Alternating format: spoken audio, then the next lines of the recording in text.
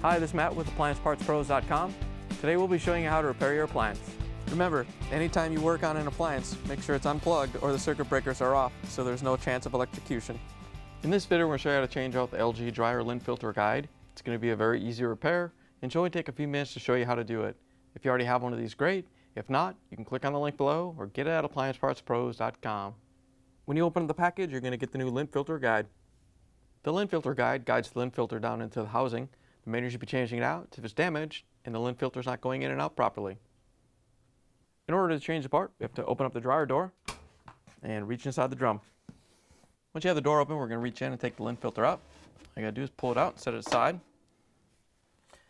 Now that we have the lint filter out, we can take this grill out.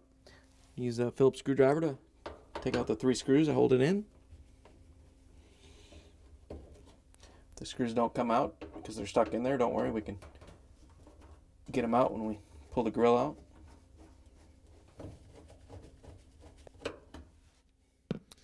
Once you have the screws out, you can pull the grill out.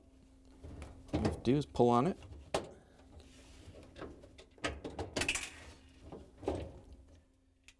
Once you have it free, you can pull it and the screws out.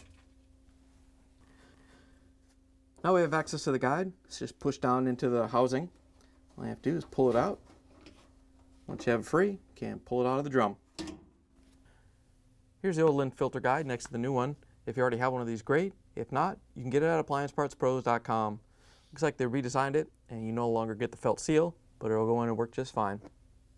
To put the new one in, all you have to do is lower it down into place, and you want to make sure it lines up with the moisture sensor holder on this side, so it goes in and snaps in properly. Once you have it on, we can put the grill in. All you have to do is set it in and line it up.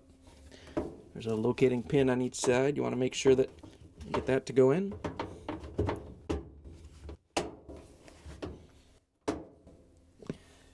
Once you have the pins in, you can use the Phillips screwdriver to put the screws in.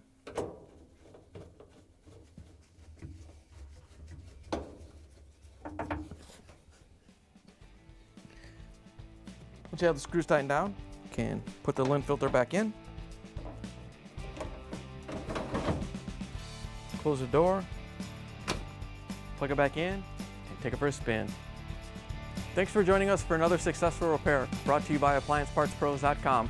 Check out our other repair videos on our site, Facebook, and YouTube.